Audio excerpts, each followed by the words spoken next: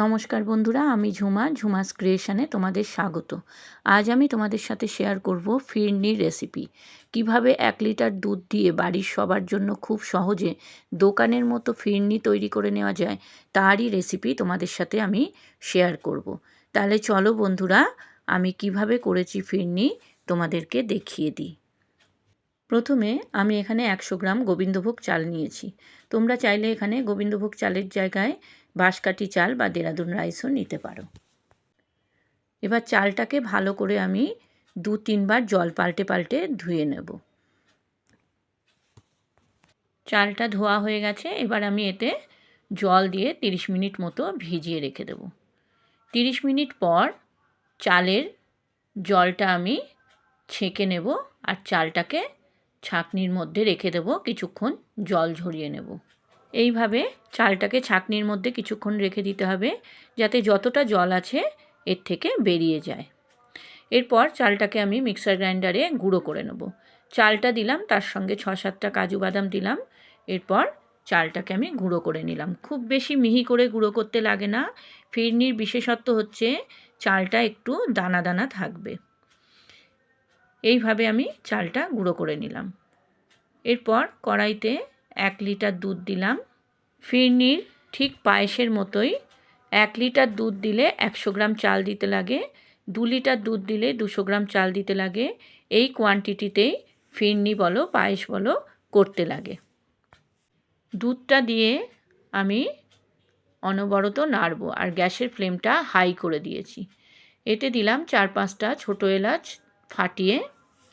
দুধটা খুব ভালো করে ফুটিয়ে নিতে হবে।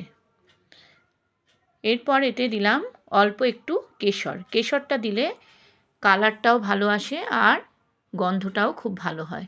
দুধটা ফুটে গেছে। এরপর আমি চালের গুঁড়োগুলো এতে দিয়ে দেব।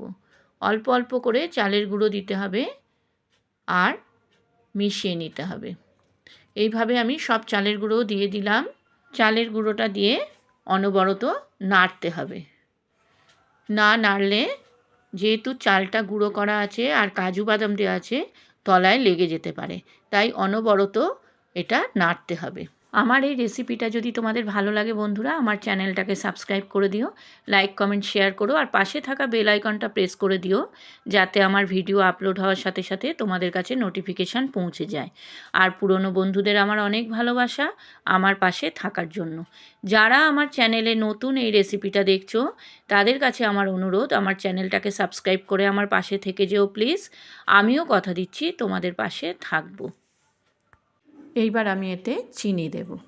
চাল নিয়েছিলাম হাফ কাপ, মানে 100 গ্রাম মতো, আর চিনি দিলাম 200 গ্রাম। ফিরনিতে কিন্তু খুব বেশি মিষ্টি দিতে লাগে না, তবু যদি মনে হয় বন্ধুরা মিষ্টিটা তোমাদের স্বাদ মতো দিও।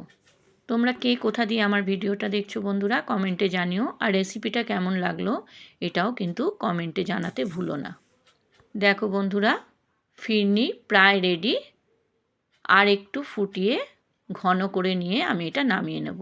তোমরা যদি চাও বন্ধুরা এতে 1 চামচ কেওড়া জল বা গোলাপ জল দিতে পারো। আমি কেওড়া জল বা গোলাপ জল কোনোটাই এতে দিলাম না। এবার আমি ফিরনিটা ঢেলে নেব। ফিরনি ঢালার নিয়ম হচ্ছে, নয় মাটির পাত্রে রাখতে হয়, না হয় কাঁচের পাত্রে।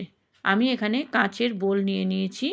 কাঁচের বোলে এই ফিরনিগুলো নিয়ে এর ওপরে কাজু আর আমন্ড কুচি দিয়ে দিয়েছি আর দিয়েছি অল্প কেশর। ঠান্ডা হলে এই বোলের মুখগুলো আমি আটকে দেব। ভালো করে ঢাকা দিয়ে 3-4 ঘন্টা আমি ফ্রিজে রেখে দেব। ফ্রিজ থেকে বার করেছি 4 ঘন্টা পরে।